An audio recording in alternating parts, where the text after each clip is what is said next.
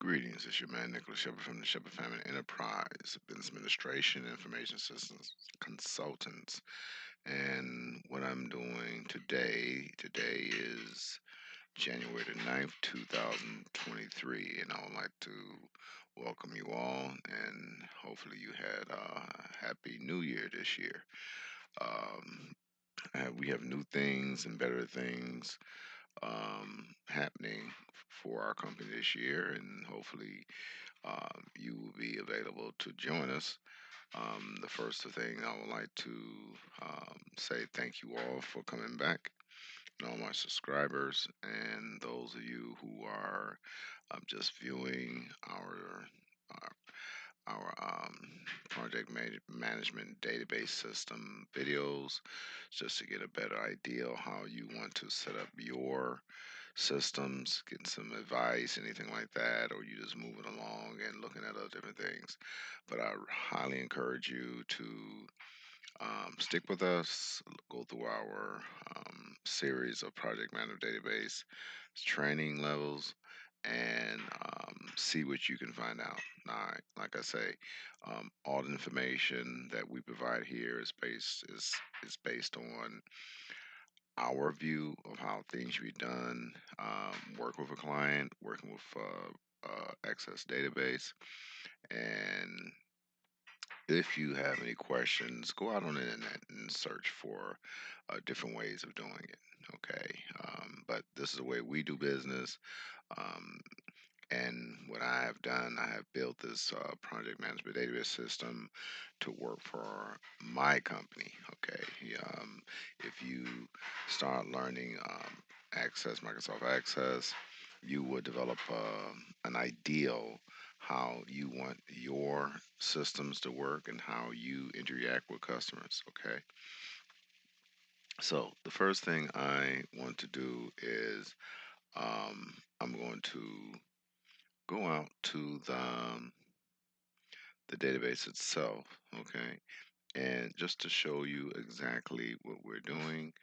And what we're doing basically is uh, I'm going back to my project um, form here, okay, and the last time we were actually working with a project with the project management form, it was on October the 10th. Now, I was looking back at some things that we was dealing with, um, and one of the major things was we wanted to work with a client that would allow us to um, uh, grant grant the account based on the company's or the new company financial status. Okay, so what we wanted to do was we wanted to give that client that has limited financial resources an opportunity to work with us. Okay, and we can work with their current issue, in turn have this company or this individual, okay, um, have this becoming resource for us to work on later projects. Okay, if that makes sense to you. All right. So, um, the things that I had encountered first as we was going through this project, okay, and I'm gonna go back up to and what I was doing here. This is my I'm gonna go up here and let you see what it is. This is my project meetings and dates and times. And this is how, if you're going to be managing projects, this is one of the leading things you need to be doing. You need to start documenting what you do and how you go about doing it. You can set up any way you want. You can set up the way I set mine's up. It's up to you what you want to do. But you can utilize this format. This is a Microsoft Word document. And what you can do, you could just you go to reference, you build your table of contents, okay, and you put your headers in there, and then you start going out, and then you start doing your headers. And as you do your headers, you go out, and then you update your table, and then it start building your menu. Okay, so I built my menu based on dates, as you see here. I'm gonna go ahead and close all these out. And the reason why I have this open like this because I was trying to go back far enough to find out exactly where I was working. Okay, um, previously, because as I explained to some of you, probably already know that my system went down, and when my system went down, I had no way of working with anyone. Okay, um, because my system had crashed. Okay, so, and I think this was in my system went down. Okay, I had surgery in April, so I think I was working my system. Let's see, I think my system went down in May. I think April, May of last year, and then I kind of was my hands were tied on the whole process. So what I did was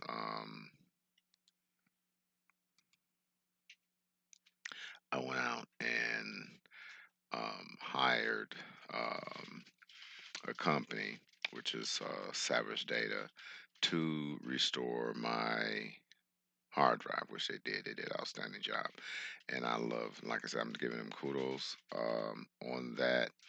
Um, I would like to, well, um, I'd like to go out to the site so you can see exactly what they're doing. Close all this out. I'm always researching things and learning different things. Um, the name of the site was Salvage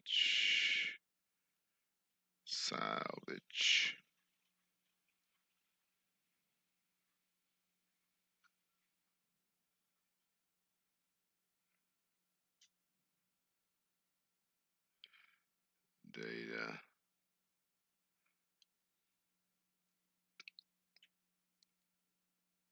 Recovery.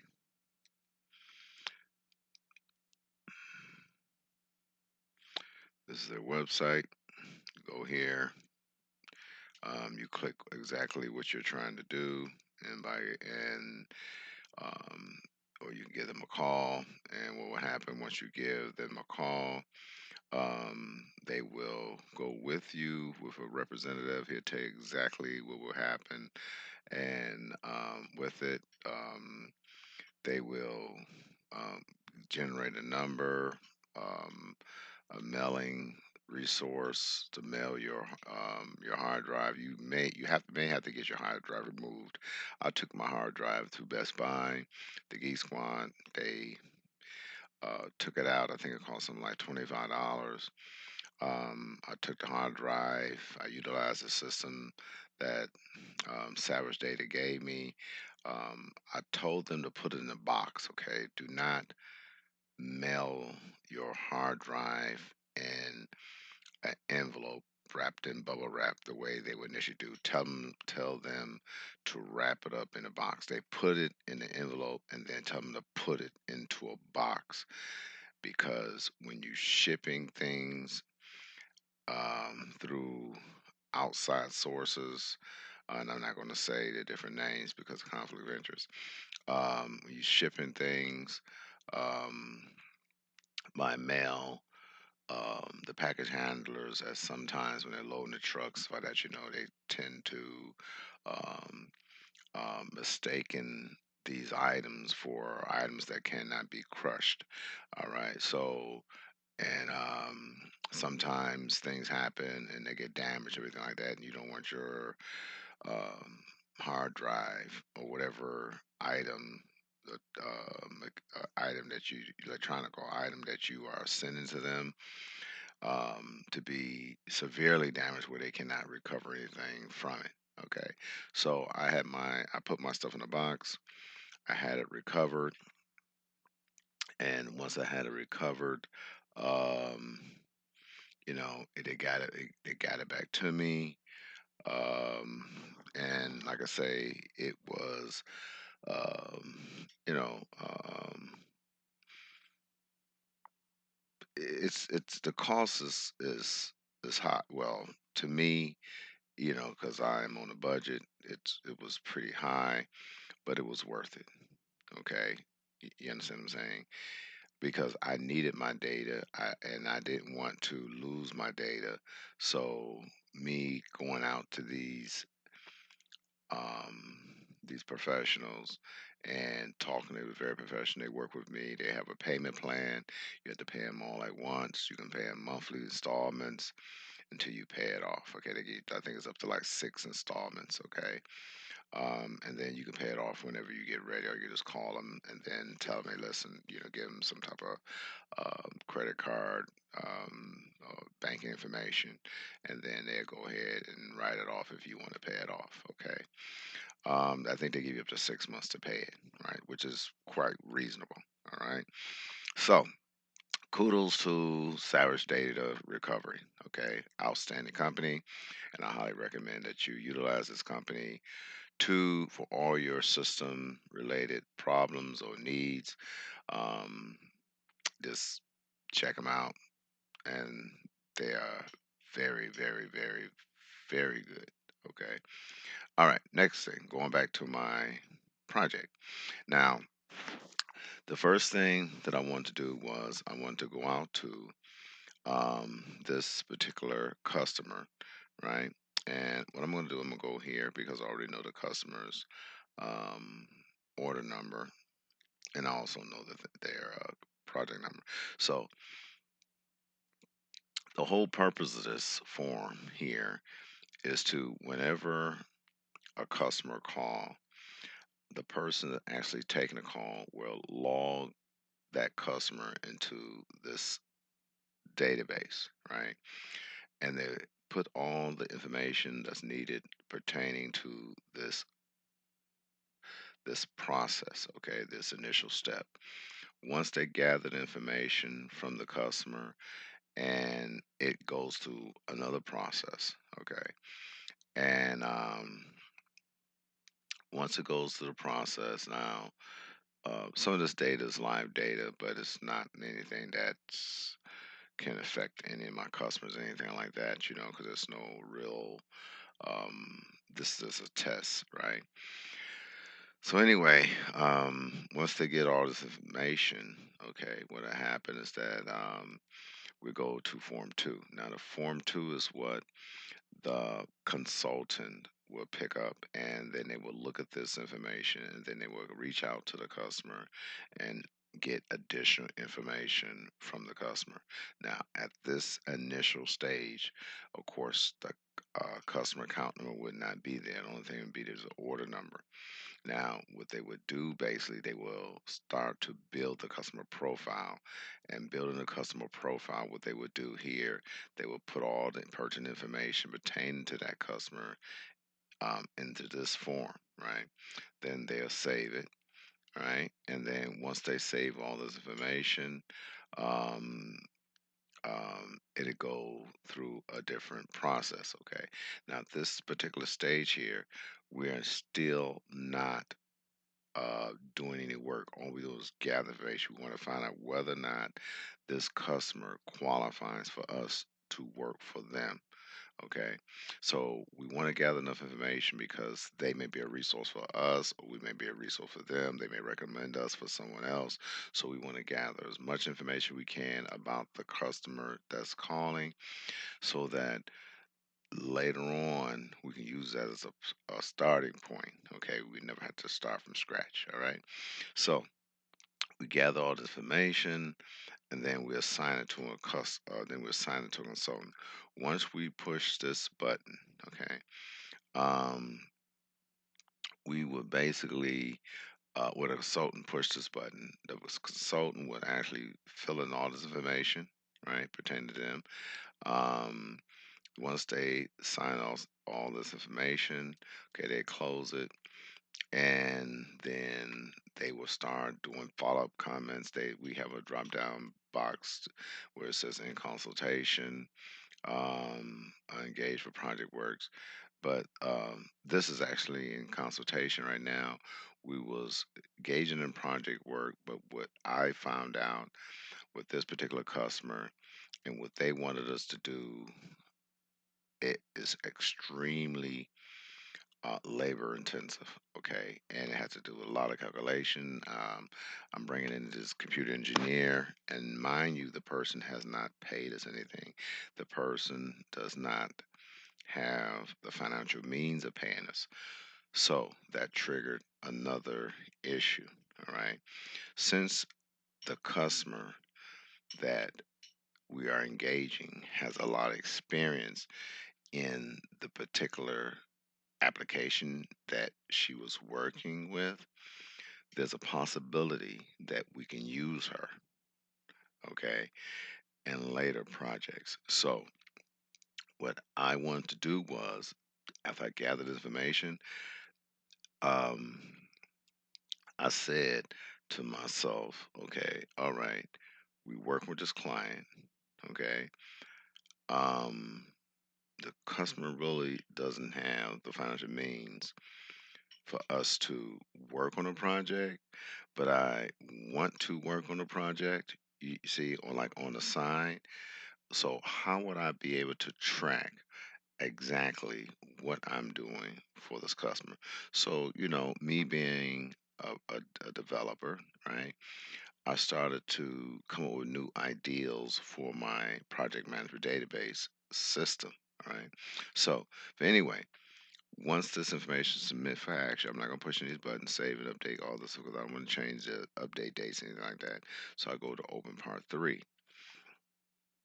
Okay, now in part three of this particular form here, okay, um, like I said, customer account status is none, so there's no customer agreement. It says accounting action is active. And this information is coming from when they started to decide whether or not this customer can be funded. All right. So, again, first of all, the manager has to approve it, which is myself. I'm the project manager on this case. Okay, and the contract method will be consulting services, and it says contract method bid type is pending review. Now, all these different things have to be an indicator, okay, for the next step that this is going to be worked, okay. So, what would happen is that once this is in place, okay, you look down to this right here. Okay, the project number, bill status, bill not started, approval project status, not authorized. Is it project funded status, project not funded? Is it project conditions qualified, customer count, client customer count? It says order number action, engage for project work. So these factors, okay, will indicate what step we will take in the counting process. Okay, now what we have to do, okay, so what I'm gonna do, I'm gonna go back to now once this is finished, okay, and these are set, all right, because once you set these things, once this is set, okay, there's another trigger that happens, right? There's some other things supposed to happen before this, but it goes to the customer accounts. So what we're we're gonna go back to the customer service menu, and we're gonna go to client accounts menu, okay. And what we're going to customer account service request. Now, this customer account service request is where we request a customer account. The customer already have an account. All right. So what we're going to do once we do this, we go into the customer accounts. Oh, it says because this is going to be read only. So, um, but we may be able to. I may be able to put this in here. Okay, it's not going to let me put the customer account number in there. Okay, so I'm going to go back into the So I can close the form. Would it give me? Okay, so I have to find out where is this at. It's accounting menu. It's a client accounts menu. Because right now it's a project manager. We actually dealing with this. Okay, so at this stage, so I'm gonna go here. Okay, so we're looking at administrative bill manager, project number requests, administrative bill menu. Um, Look at this here. Okay, so now this right here is where they go about building the project out, right? Okay, so then we're not building the project yet. So 'cause there's some other factors need to be considered in order for that to happen. So update service request. So we're gonna close this. Go back to here. Excuse me, rambling around on this right here. Let me see. Client accounts menu. Let me go back to here. So it says edit customer accounts, service requests, customer accounts. See, it keeps saying it's not accounting. We'll go back.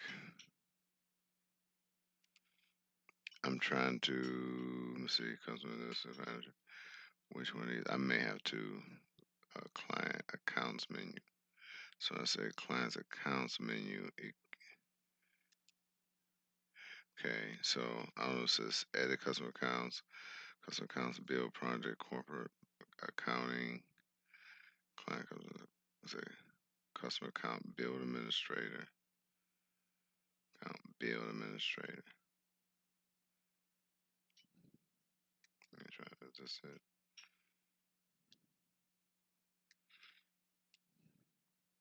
Okay, yeah, that's it. So it goes to customer account bill administrator, and I have to actually write out these different steps. Okay. Go back to order number.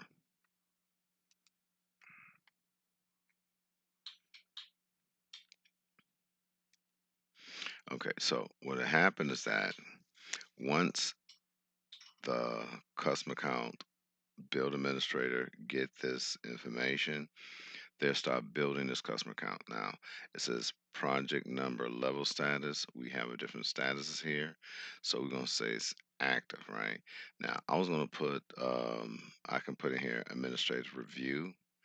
Okay, administrative review is we're gathering information to find out whether or not this customer qualifies. Okay, for us to work on it, right?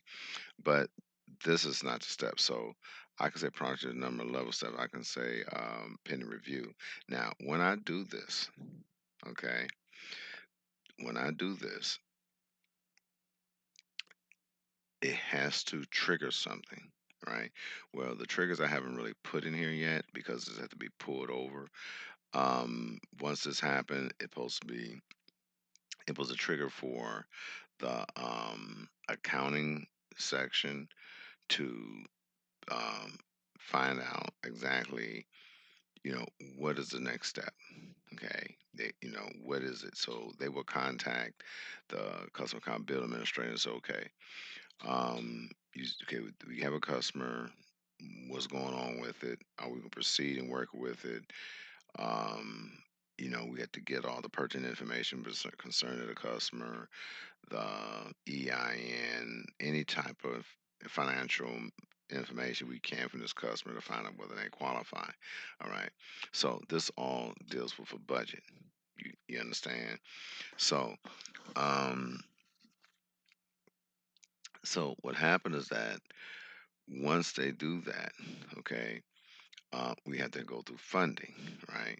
So once they get the funding, we'll get them information.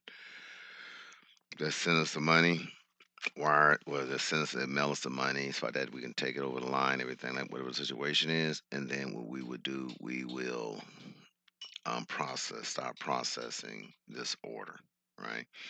Once we process the order, this will be the order number, and this will be a service request number, and we would change whatever status it says project funded, or with UK, or just like in this particular situation it says project not funded.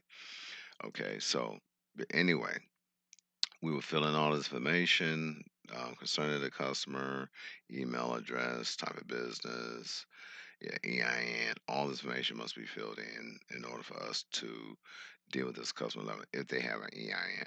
Okay, all right. It says service account vendor, corporate ID, and all this information right here. It will be gathered and populated later on down the line. Okay. So it's the department name, department subname, project management team, type of sub account, customer account.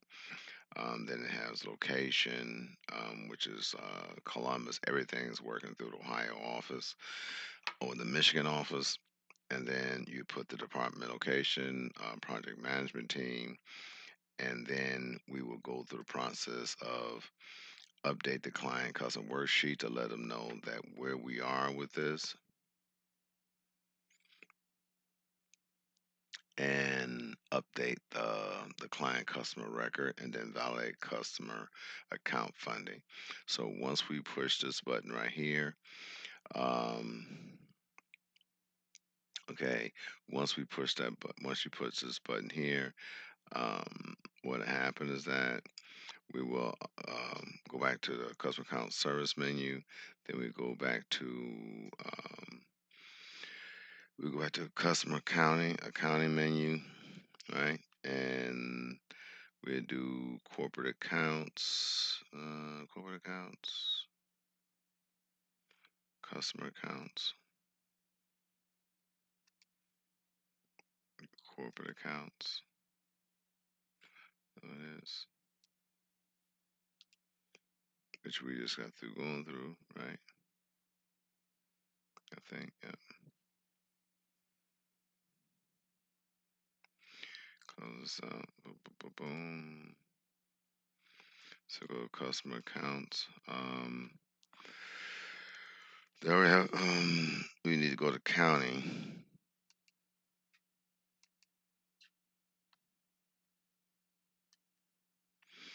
Okay, so we'll go to county, and again, we will put in accounting and funding, put the customer order number in. Okay, at this stage, we should already know what the customer number is, okay? Because once we go to the previous stage, we'll give them a customer number, all right? And the customer number indicates that this customer right here, not that we're working on it, but if we do any work with them in the future, okay, this is the number that will be assigned to them. We haven't established, have not established how long this number will stay active before, while it's inactive, before we like say, well, this customer account had not been used within a certain period of time, so it's not longer active. But that's going to be on the back end of the database. That's how we do our analysis and stuff like that. So that's how that's going to work. Um, so once we get this far, right, then what we'll do, we will assign this customer a customer number, right? So, and that's on the first part. Okay, we gave the customer number. Now we know the customer number. Now we no longer need the order number. Okay, from this point on, we'll be using the customer number, right? So here we put all this information in, location ID, all this stuff right here will be utilized on another system, but we can actually type this in if necessary, a tag code. I haven't determined exactly what these things will be at this particular time. It depends on each department will have its own departmental ID and approval code and stuff like that. You know what I'm saying? We may generate it from a different system. Okay, whatever it is, because this is an accounting part, and all these right here is basically based on the customer's approval, all right, financial status and approval. Okay, we'll get the EIN, we get as much information we can from this customer because at this particular stage right here, we trying to lock the customer down. Now, what happened is that is this project number bill status is bill customer account. Once this is initiated, and we initiate this right here because of the fact that we have determined internally that we can utilize this customer just the way I explained to you before. And since the customer can be used, right, we are determining one thing. Okay, we're saying, okay, we can use the customer. So what we're going to do next, right? Okay, what we're going to do next. So what we need to do is I come up with an ideal, right? How we can go about determining based on the fact that this customer does not qualify on a financial level, all right? Because once this is initiated, once we hear, we're trying to find out whether or not the customer qualifies.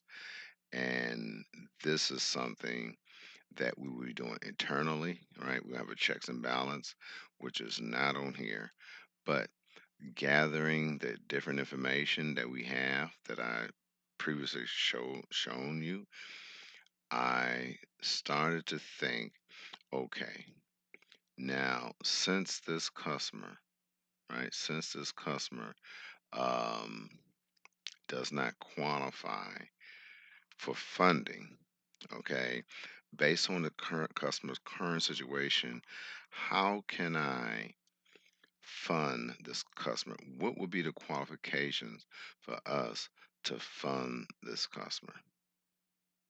Okay, so as I start thinking and pondering over a lot of different things and ideals and everything like that, and the first thing I was saying to myself, okay, well, I come up with some rules, right, that I'm gonna have to come up with. And one of the rules would be the financial conditions, financial obligations. Okay, financial obligations is a company financial obligation could be based on many things. One of the final restrictions could be what are the total operating costs that need to be met before the client can be considered. These financial restrictions are based on the total budget our company that must be adhered to before we are redlining and losing money. So all this is saying is that financial restrictions is okay. If we're going to work with this client, okay, how much time we're going to spend, all right, of our donated time to this client before we feel like what we in too deep over our head. Okay, now, the next thing we consider, okay, what is our workforce capacity? Do we have the staff, okay, that will allow us to dedicate time to work on a qualified customer, okay, client customer account, all right? It said, but the project status says, but project funder status is set to project not funded, all right? So we know it's not funded. Now we have to look at the fiscal year. And we look at the fiscal year and find, okay, every fiscal year there's a budget, right?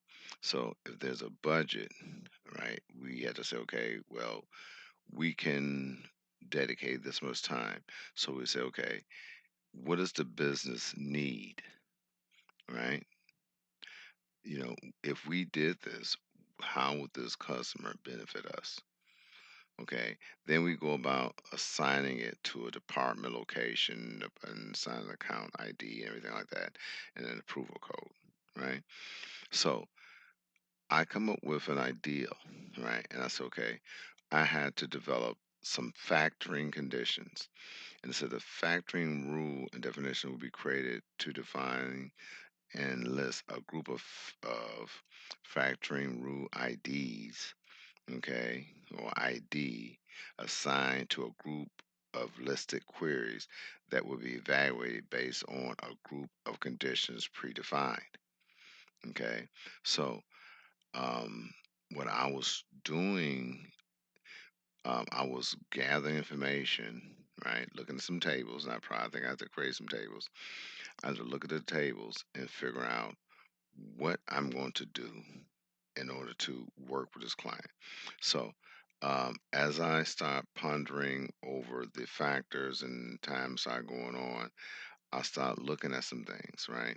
And one of the things was I come up with, and make sure I don't want to go too far ahead of myself.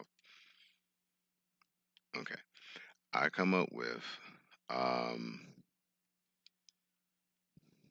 here, go back to November the 3rd, some factoring conditions.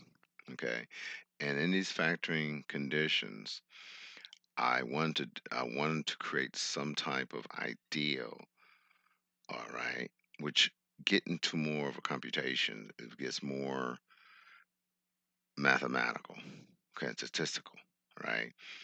And I had to create a query based on a lot of different factors, and these queries have to run, and then I will come up with a report. I will look at this report and I'll look at the numbers, okay, and those numbers, okay, will be um, will create will be related to a factoring rule ID, and this ID will be used to create specifications, right, for us to utilize to work with this client, right? Now, the specifications have to be brought to the client's attention so that we say, okay, under the specifications, all right, under our factoring conditions, to consider to work with you, these are the stipulations, right? And there may be a bunch of them, right? We don't know. I don't know yet. I haven't put anything together, anything like that, because I haven't got that far. So these are the things. So what it is that as I start going up, okay, I start coming up with. I came up with. I came up with. Okay, go here. Factoring condition. I came up with a zero factor. Okay. Factoring rule ID specifications. So in the specifications would be a zero factor, and client does not have any upfront costs, right? The factor will be under the rule specification query factor 001, right? So I had to determine what is the zero factor.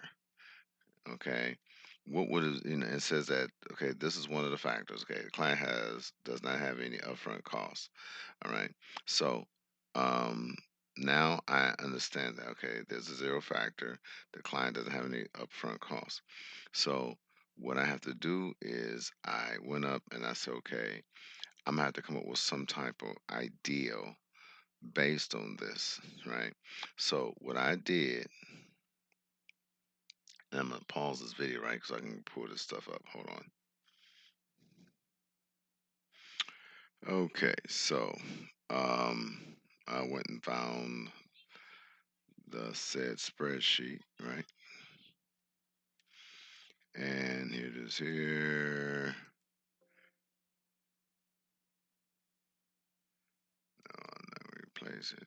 So, um, I just want to open it, right? Okay, so I created this spreadsheet. It's a factoring condition. Now, as you see, I haven't created any rules, any groups, anything like that, any factoring rule definitions or create date. So what I need to do is from this document and from these specifications that I have listed here, okay, um, okay, under these conditions, I have to create of factoring rules, right? Now, under these factoring rules, I'm gonna have to create a document, right? Specifying, and it's gonna be a detailed um, uh, um, journal, right? You know what I'm saying? Because these factoring rules going to be dealing with a lot of numbers, statistics, all that. You know what I'm saying? To report all these things going to be created and used for alerted reference because some of the fact that if someone say well they have been wrongly considered or they was turned down based on this and then we can go back and show them well these are our factoring conditions, these are our factoring rules based on these conditions, right? And I know there's a set of rules that are fair. I just have to go out there and find out exactly what the credit bureau allow us to consider to deny a person funding. You understand? Okay. So, but I can pull all the information I want. Okay, some information can be used, information can't.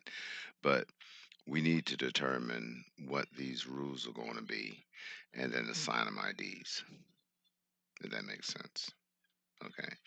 So and I haven't done that yet. So that is where I'm basically am right now in this whole process, working with the customer. What I'm going to do is I'm going to take um, this right here is a previous update. I'm going to look up some more and see if I did anything else with this.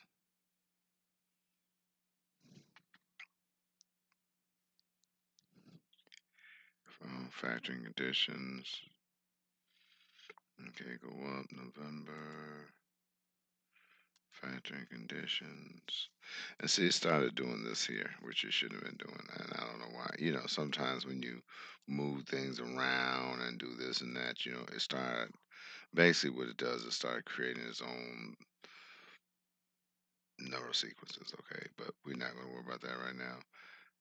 Factoring conditions. And see, the thing about that, I'm going to have to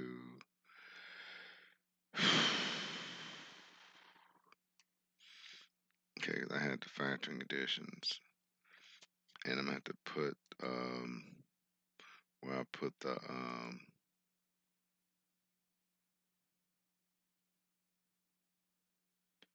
factoring conditions.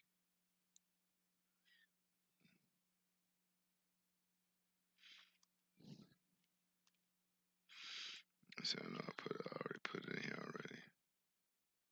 So I got one. So I'm gonna have to take this, all of this. Well, I'll just probably just take this part here. Okay, this part, and put it above this in the factoring conditions in the preceding ones. Okay. Um,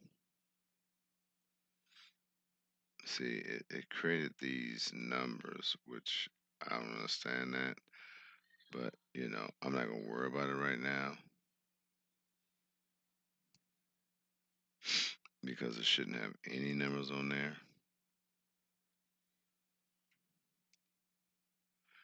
Okay, but it should have bullet marks, and it shouldn't be 14. Nothing should be 14. Okay, and I'll just bring them over. Okay, so that's how that should be. And these are the same way, right? It shouldn't be any numbers at all.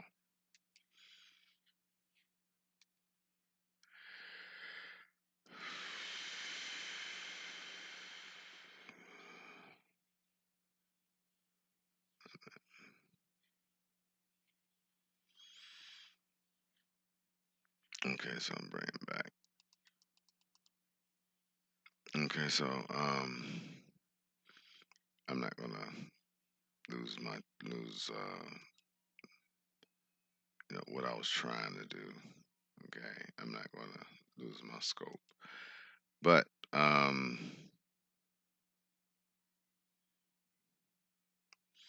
gonna go back down to here where I had the link at.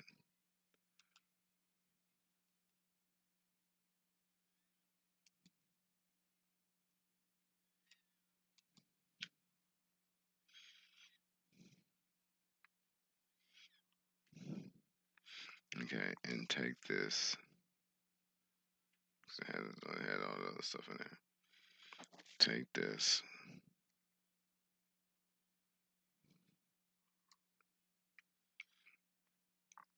And all where it says factor conditions, put this here.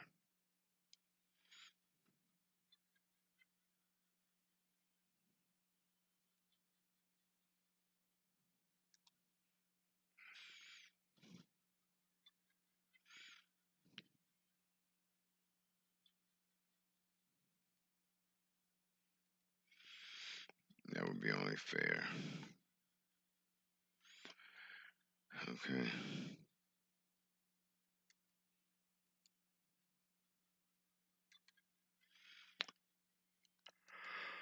I don't think it's really pushed me that it's just gonna do that, but I'm gonna go up to December. Because, like I said, there's no need for me to really. See, I have all these numbers here. It shouldn't even have all this shit, man. It should say none. But what it should have, where's my thingy?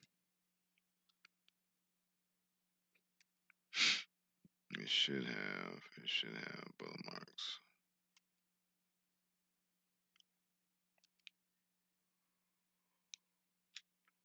Oh, well, no, no, no, no, no, no, no, no, no, no, no, no. I'm gonna put this. I'm gonna say enough right now because they will have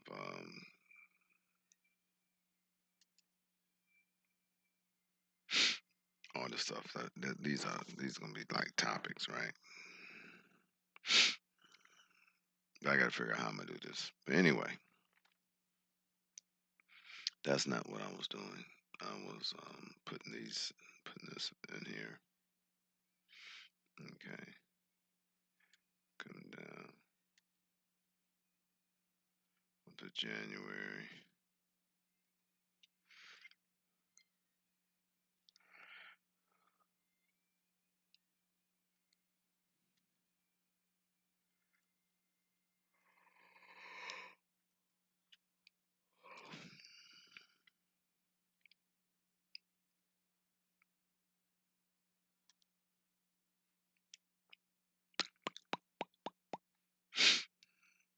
Okay, sorry for yarning.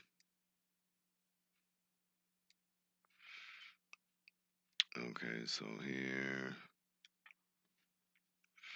Oh yeah. So all right. So this is where we are. So, like I say, I have to create some factoring rule conditions, and the conditions have to be based on these categories. All right, which I described in the spreadsheet. Okay, that is where I am in the database. Okay, now I can proceed on. Okay, but um, this will be something that I need to work on. It's going to be accounting control type thing here. I can go ahead and push this effort, right? And then create the project number and then, and just do it in the back end and then start working on it. But this is going to be a major, concern working with account funding, approving adjustments. I have to create, which we were looking at here, okay? Factoring conditions. And the factoring condition has to be a set of rules, costs, numbers, budgets, and everything like that. You know what I'm saying? But that's going to be done later. Okay. Um, I don't want to go too deep into this, because my conditions is not going to be recorded. It's not going to be something I'm going to openly um, put out there. Um, you should create your own factoring conditions. Make sure you document everything you do. So if someone said they have been unjustly considered or whatever situation is, you have documentation, you have specifications, your rules and definitions, different things, and how you got the information, why it was mandated a way or implemented into your company, and everything like that. When you're dealing with financing and helping people, okay. So anyway, um, that's where I am right now in my database. Okay, and I'm going now. I'm going to continue to work on that. I was working on a time clock previously, and I decided to stop doing that because that is a total different concept, right? And there's a lot of things that I noticed that needs to be done, okay, in order to make that work effectively. And but this right here is more of a priority, okay. So I'm gonna go back to this part here, okay, and start working on my what they call my factoring conditions. Okay. All right. So anyway, I like to thank you all for coming, coming out and taking the time to look at, having the patience, really, what I'm saying? I'm talking like in this business, you got to have a lot of patience. And those of you that don't stick around and listen to what I'm talking about and I'm thinking out loud or anything like that, when you know, there's no quick solution to anything. You have to investigate everything. You got to go onto the internet. You got to read about a lot of information. Like right now, it's 12:56 a.m. in the morning. I know I'm gonna work all the way into like 3, 4, 5 o'clock in the morning with this. I'm gonna be drinking a lot of coffee, um, and I may come up with some new ideas and new different things. I may not come up with anything, but you want to be able to create your database to a point where it's that you are satisfied with the results, okay? Because the end result is if you're satisfied with your results and if you're able to generate an invoice for the client, okay, and that is the end result. My end result is to generate a, a contract, an invoice, a contract with his clients. Okay, once I gather all the information, I put all the information together. I want to be able to.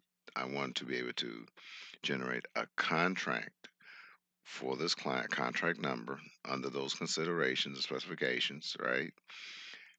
And be able to um, the contract number and invoice number, and then send them out a bill. Okay, that is the end result. All right. And the other things or factors would be, when they pay us, how are we going about receiving a payment, credits, and all that other stuff like that. You know what I'm saying? So those are other things that we're going to be working on in the near future. Like I said, I've been working on this for about 4 years, and it's going to get to a point where I'm going to go from the macros to the coding. Now it's gonna be a different monster, okay? Because I can't continue. I'm gonna have to turn on my macros into code, right? Now the code that I have attached to my macros, I'm gonna create code that call these different scripts to run. All right, and even though the macro is going to be there, I'm going to deactivate them and then start testing the scripts and make sure the scripts run because these processes or procedures that I'm going to create, these packages will be something that have to be able to be moved into any database. You understand? Because once I create a package, I can really take that package and run it under, I can call that package under any project, a computer project code, right, to run whatever I design. All right.